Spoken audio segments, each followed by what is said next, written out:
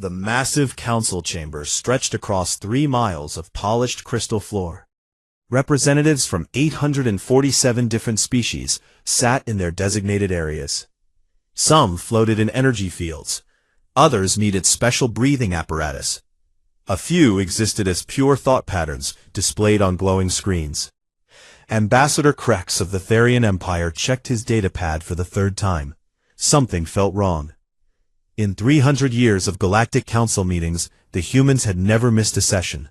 They might arrive late, covered in dirt from some archaeological dig. They might bring strange food that smelled terrible to most species. But they always came. Today, their seats sat empty. "Where are the humans?" asked Ambassador Vex, her crystalline body chiming softly as she moved. "They should have been here 2 hours ago." Krex tapped his communication device. "Council Control, please contact the human delegation." Then, the voice of the Zenthari operator came through the speakers. "Sir, we have been trying to reach them since yesterday. All communication channels to human space are silent." The word hung in the air like a bad smell. Other ambassadors began to notice the empty human section. Whispers started in dozens of languages. Council Speaker Morak, an ancient being whose species had founded the council, raised his hand for silence. His voice boomed through the chamber. "We will proceed without the human delegation. Perhaps they are dealing with some internal matter." But as the day went on, more reports came in. Trade ships heading to human colonies had found empty docking stations. Scientific expeditions to human research outposts discovered abandoned facilities. The humans, all of them, had simply vanished. Ambassador Krex left the council chamber early. He went straight to his ship and set course for the nearest human world. Earth's solar system was only a few jumps away. If anyone had answers, it would be there. The journey took 18 hours. When Krex's ship dropped out of hyperspace near Earth, he expected to see the usual traffic. Human ships coming and going, space stations buzzing with activity. Instead, he found nothing. Earth hung in space like a blue marble, beautiful and quiet. Too quiet. "Scan the planet," Krex ordered his ship's computer. "Scanning complete," the computer replied. "I detect no life signs." "That's impossible. Earth has over 8 billion humans." "I detect cities. I detect power sources. I detect vehicles. But no biological signatures matching human life." Krex guided his ship into Earth's atmosphere. He flew over New York, London, Tokyo. The cities looked normal. Lights were on. Cars sat parked in streets. But no people walked the sidewalks. No ships flew through the sky. He landed in what humans called Central Park. The grass was green and well-maintained. Flowers bloomed in careful patterns. But the park was empty. Krex walked to the nearest building. The doors opened automatically. Inside he found coffee shops with fresh food still warm. Office buildings with computers still running. Everything looked like the humans had just stepped away for a moment. But they had not stepped away. They were gone. Over the next few days, reports flooded in from across human space. Every human colony, every research station, every mining operation, all empty. Ships found floating in space with no crew. Artificial intelligence systems still running, but no humans to give them orders. The Galactic Council held an emergency session. Ambassador Vex spoke first. Perhaps they evacuated. Some great danger forced them to leave. "Where would 8 billion beings go?" asked Ambassador Krex. "Their ships are still here. Their colonies show no signs of battle or disaster." Speaker Morak leaned forward in his chair. "In my 4,000 years of life, I have seen species disappear. War takes some, disease takes others. Natural disasters claim their share. But never like this. Never all at once. Never so clean."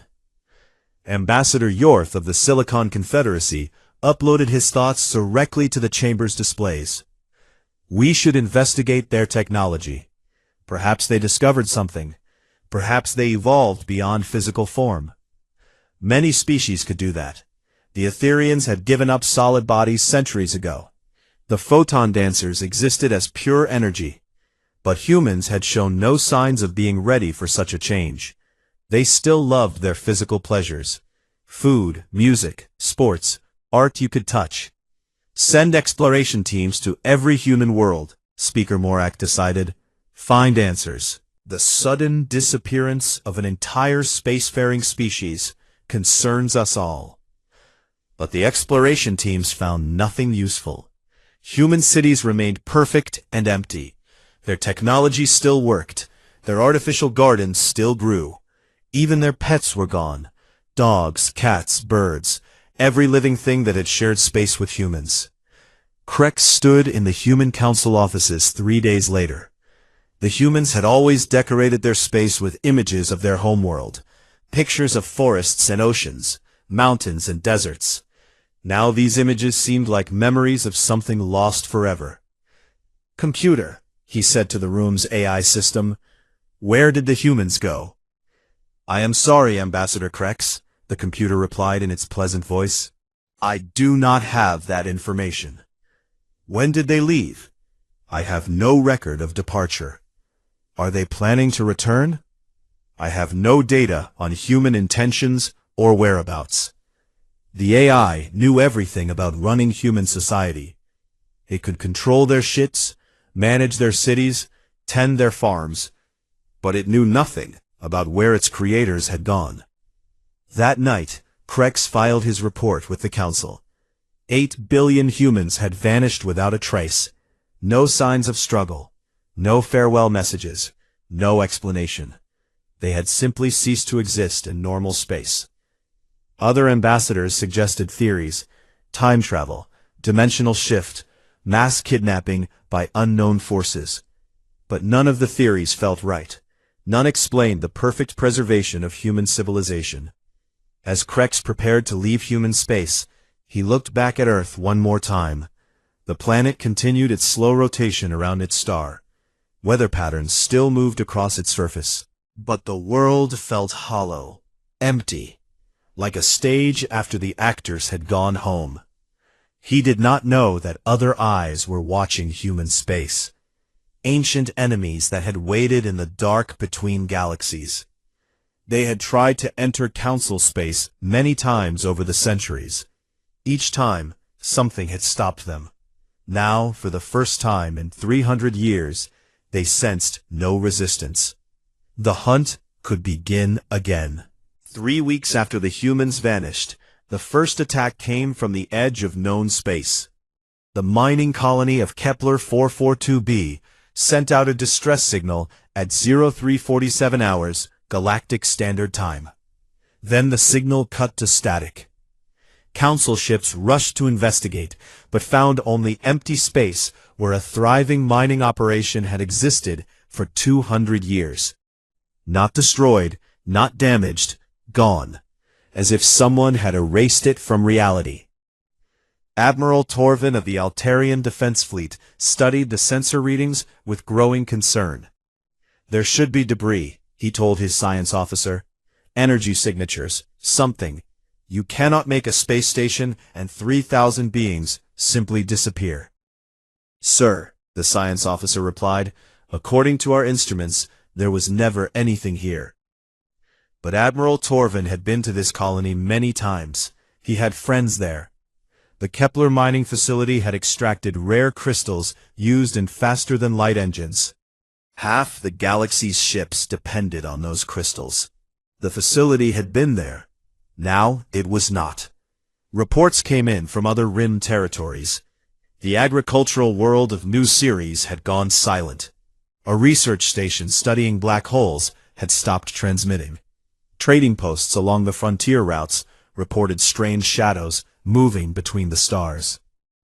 In the council chamber, Speaker Morak called for emergency session. Representatives arrived in a panic.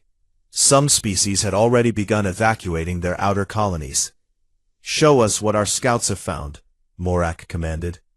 The chamber's main display lit up with images that made several delegates gasp. Space itself seemed to be moving. Dark patches flowed between star systems like living oil.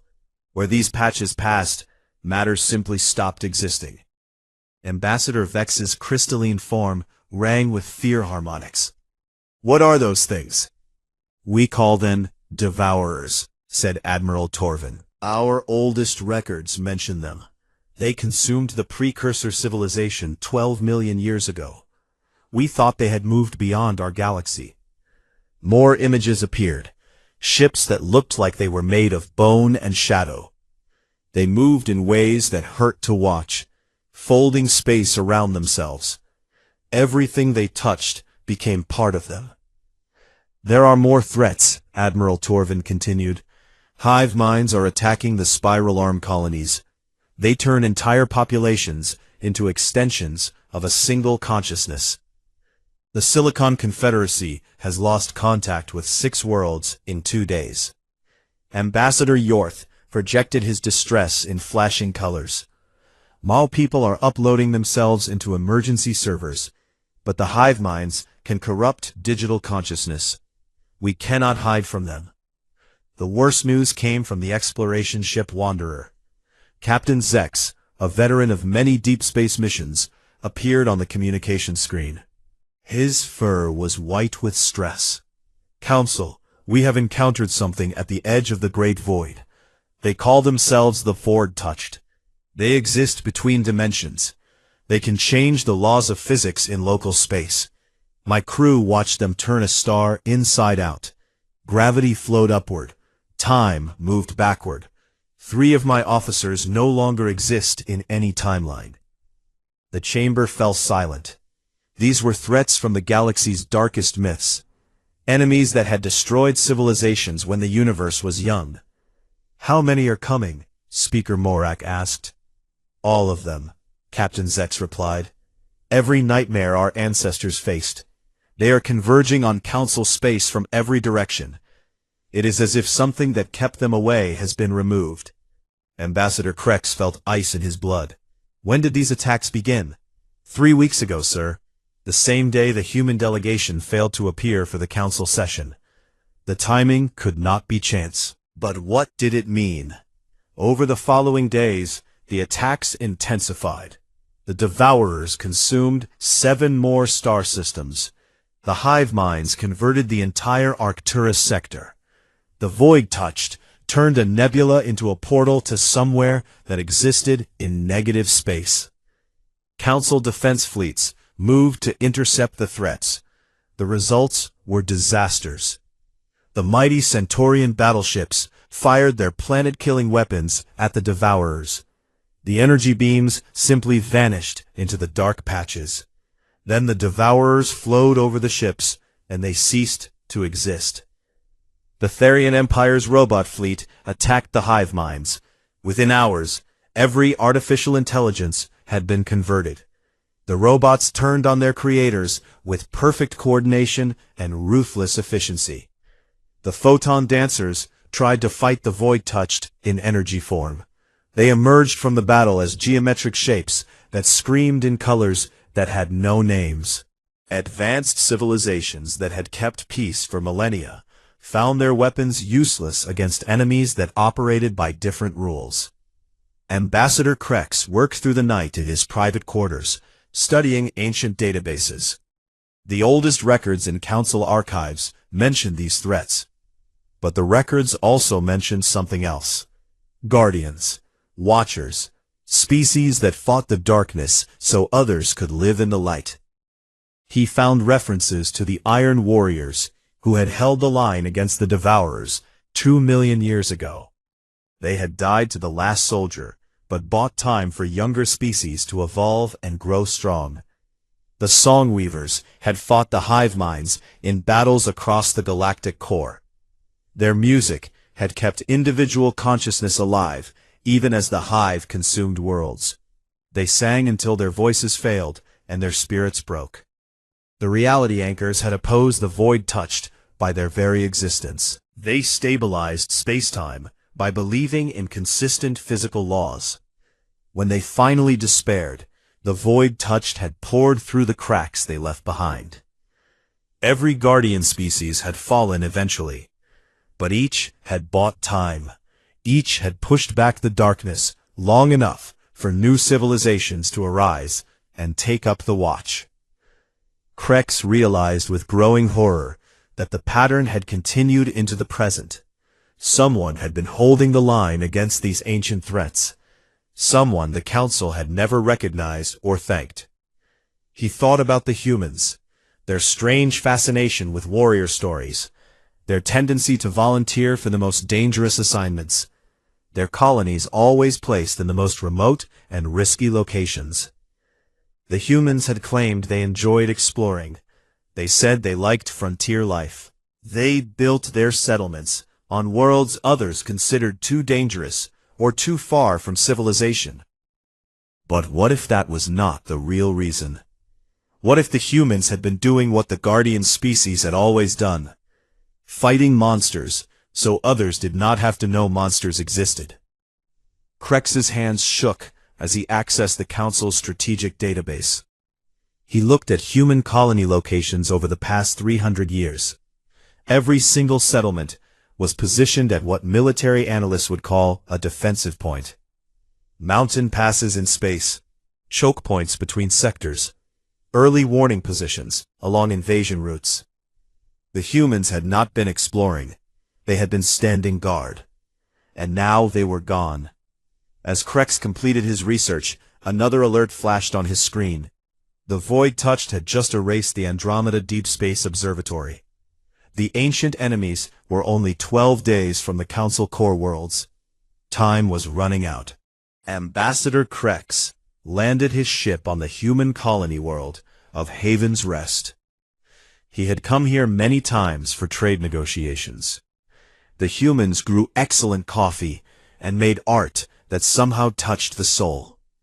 Now the coffee shop stood empty, and the art galleries displayed masterpieces no one would ever see again. But Krex was not here for coffee or art. His research had shown him something disturbing. According to orbital scans, Haven's Rest drew 17 times more power than a normal agricultural colony needed. The extra energy had to go somewhere. He walked through the empty streets, carrying a deep-range sensor. The device could detect energy signatures through solid matter. As he moved toward the colony's center, the readings grew stronger. The strongest signal came from beneath the town hall. Krex found the entrance hidden behind a false wall in the basement. His sensor codes, granted by the Council for the investigation, opened the lock. Beyond the door, stairs led down into darkness. The stairs went much deeper than seemed possible. Krex descended for 20 minutes before reaching the bottom. Motion sensors activated lights as he walked forward. What he found made him gasp. A command center stretched before him, larger than most starship bridges. Screens covered every wall. Control stations sat ready for dozens of operators. At the room's center, a holographic display showed the local sector of space in perfect detail. Every ship, every station, every energy signature for 50 light-years in all directions. But it was not just a monitoring station. Weapon control panels lined one wall. Krex approached them carefully. The text was in human languages, but the Council database had translation programs. Quantum Torpedo Launcher, Target Devourer Mass Aggregation, Dimensional Anchor Array, Status Active, Function, Reality Stabilization, Coverage, All Headed Systems. Krex felt cold spreading through his body. These were not normal weapons. They were designed to fight enemies that should not exist. He accessed the station's computers. The human systems required no password. They recognized his Council clearance and opened freely. What he found made his legs weak. Records of battles, thousands of them. Threats detected at the galaxy's edge.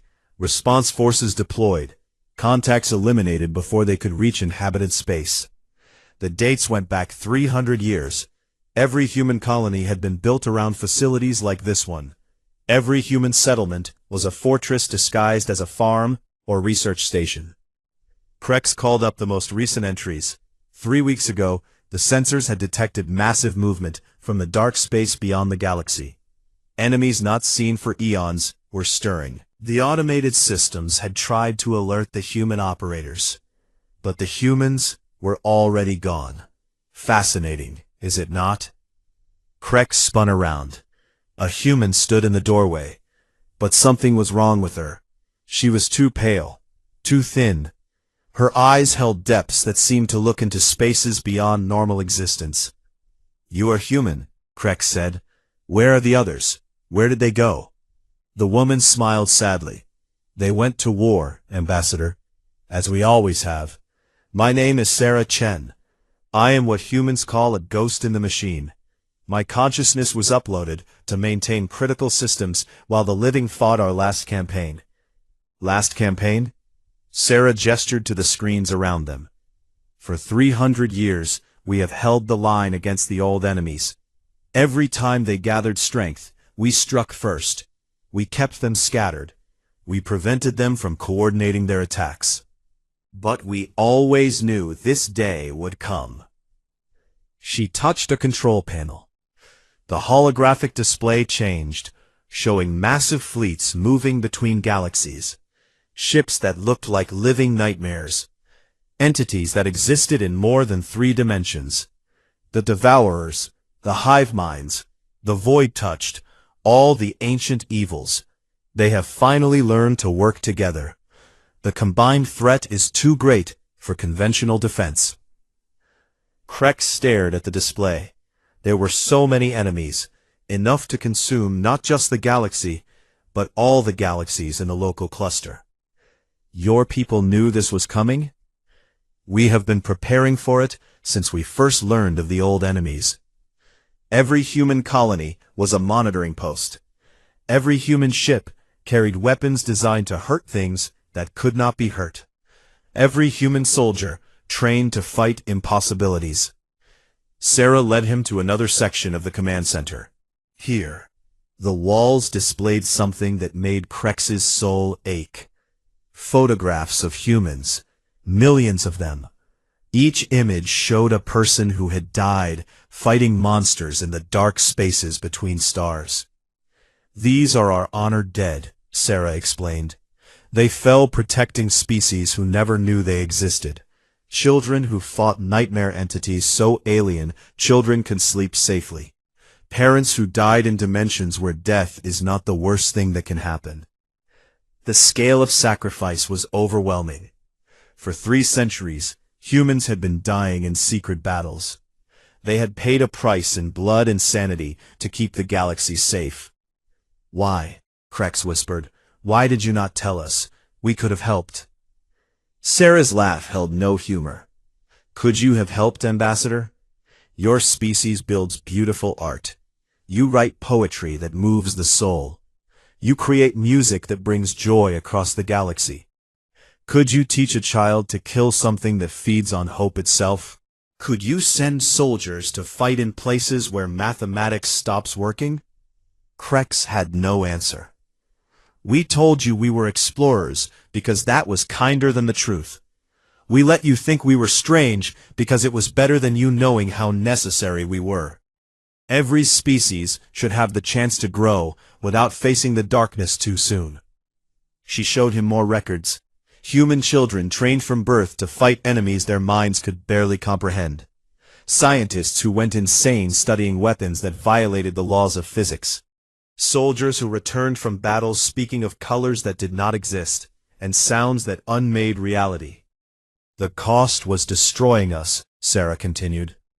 "Each generation became harder, more cold, more willing to do terrible things for the greater good.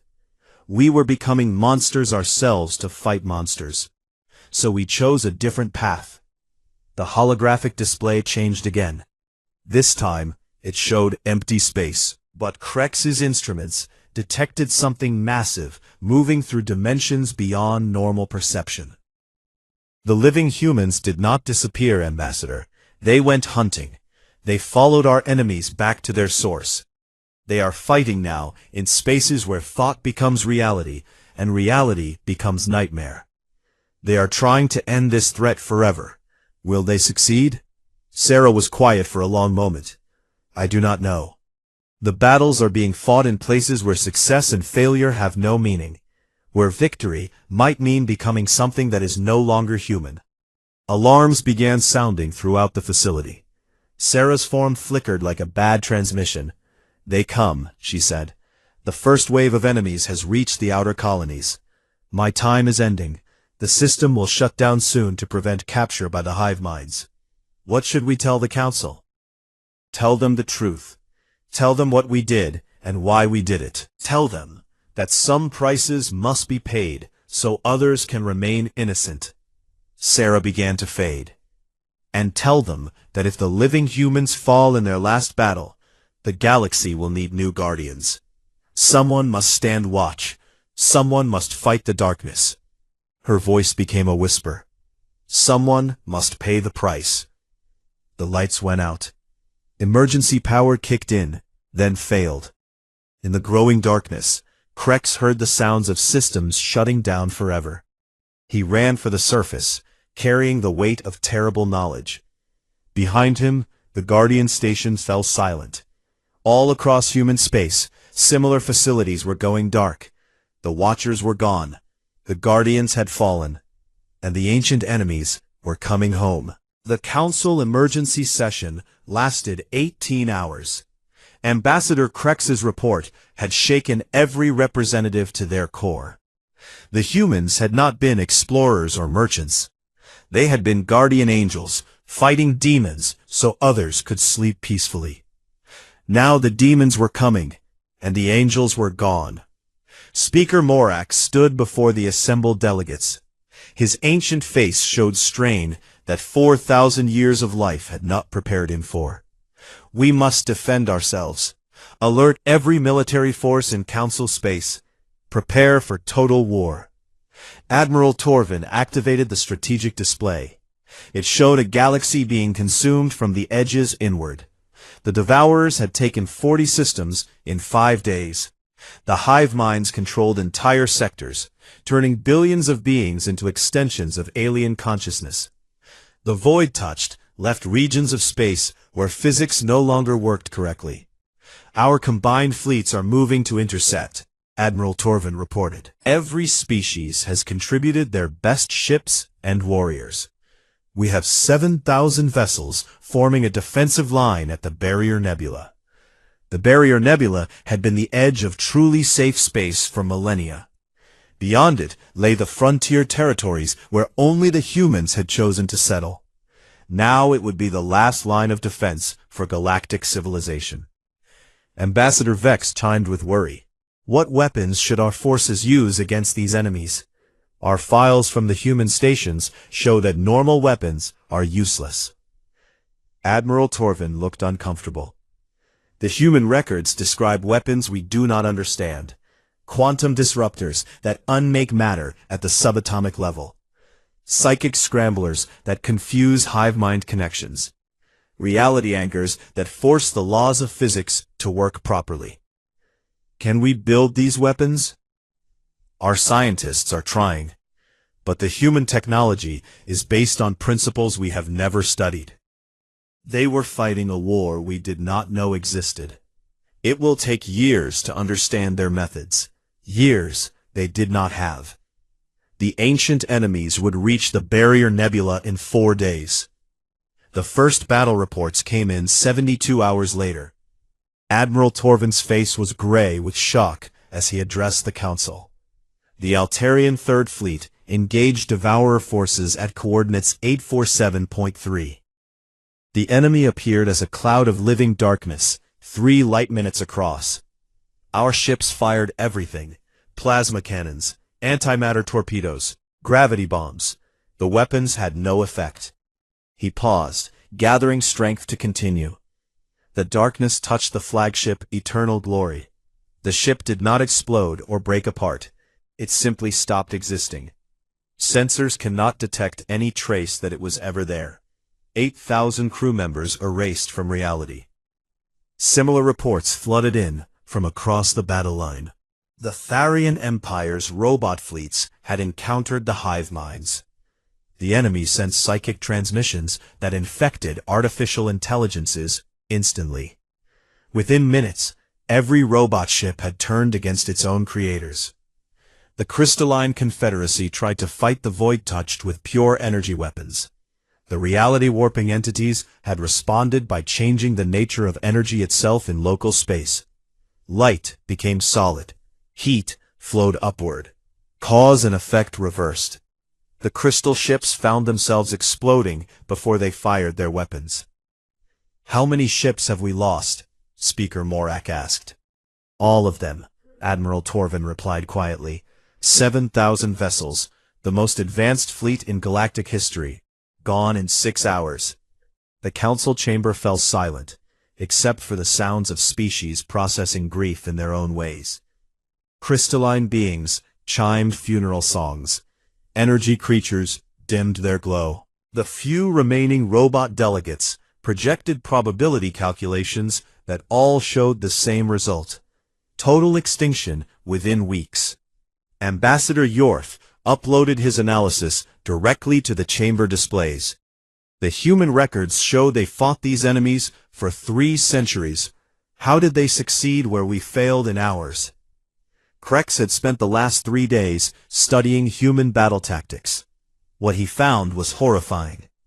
They did not fight them with ships or conventional weapons. They fought them with themselves. He activated a display showing human combat records from the frontier stations. Humans call it asymmetric warfare. They did not try to match the enemy's strength. They targeted weaknesses. Devourers cannot consume certain types of quantum energy. Hive minds are vulnerable to individuals who can maintain mental independence under extreme pressure. Void Touched struggle against beings who absolutely refuse to accept that reality can be changed. The records showed human soldiers doing impossible things, walking into devourer clouds wearing suits that should not have protected them, maintaining their individual consciousness while surrounded by hive mind influence, standing in regions where the laws of physics had been rewritten, and insisting that gravity still pulled downward. They fought with will as much as weapons. Krex continued. Human psychology is uniquely suited to denying impossible things. They can believe in absolute truths even when reality itself argues against them. Speaker Morak leaned forward. Can other species learn these methods? The human records include training protocols, but the psychological requirements are extreme. Trainees must learn to function while being shown things that cannot exist. They must maintain logical thought while fighting enemies that violate logic. The human reports show that 60% of trainees suffered permanent mental damage, and humans were apparently built for this kind of warfare. Their minds could hold contradictory ideas without breaking. They could function in situations that would drive most species insane. More reports came in as the council debated. The ancient enemies had broken through the defensive line completely. They were advancing on 3 fronts toward the core systems where billions of beings lived in cities that had never known war. The Devourers consumed the Kepler Mining Consortium's main facilities. 12 billion beings simply ceased to exist. The hive minds converted the entire Vega Colony Federation. 27 species became extensions of a single alien consciousness.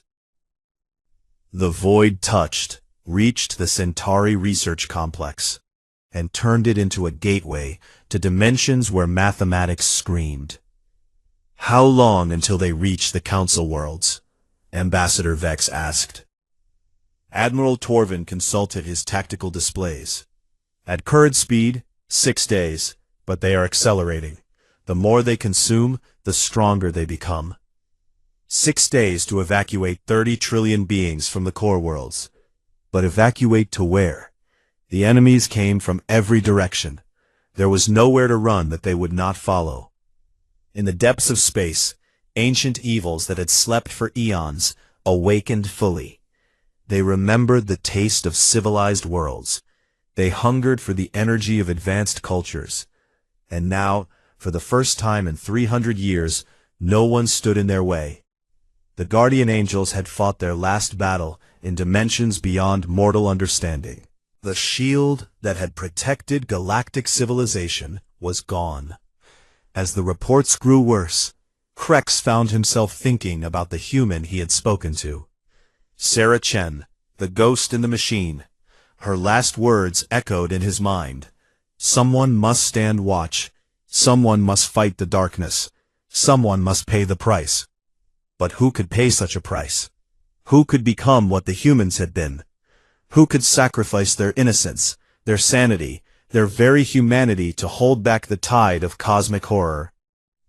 The questions had no answers. Outside the council chambers, the ancient darkness continued its advance. Stars went out one by one. Civilizations fell into silence. The galaxy began its final night.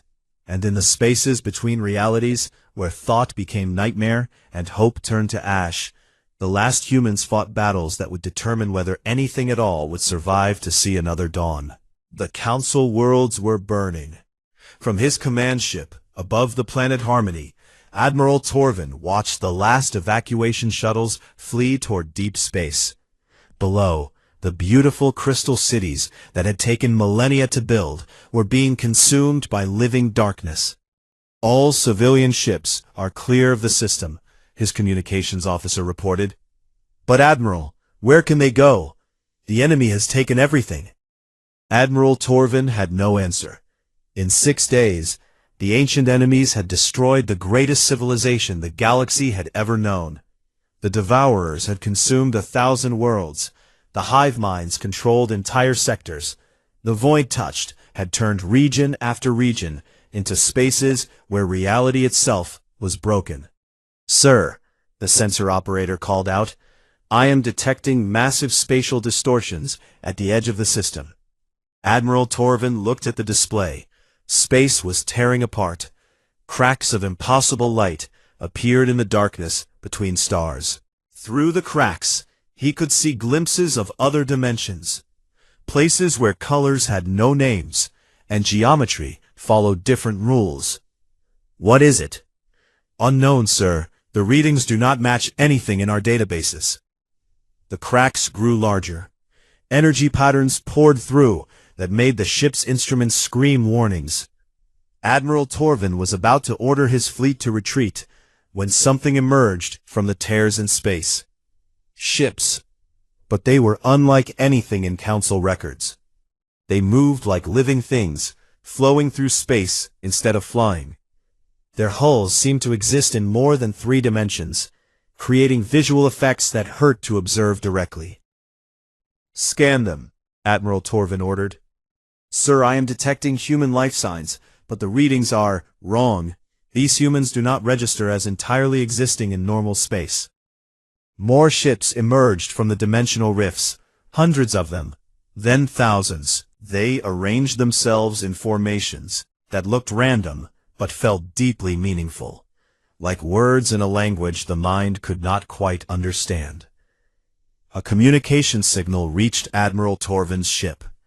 The voice that spoke was human, but changed. It carried harmonics that suggested the speaker existed in multiple realities simultaneously. "This is Admiral Sarah Martinez of the Human Expeditionary Force. Council ships, please withdraw to minimum safe distance." Admiral Torvin activated his communication system. "Admiral Martinez, this is Admiral Torvin of the Council Defense Fleet. We thought all humans had vanished. Where have you been?" "We have been hunting, Admiral, tracking these enemies to their source, fighting them in dimensions where they thought they were safe. We have come home to finish what should have been ended long ago." The human ships moved toward the approaching Devourer cloud with purpose. Admiral Torvin could see the enemy clearly now. A mass of living darkness that stretched across light years. It had consumed so many systems that it had grown beyond measurement.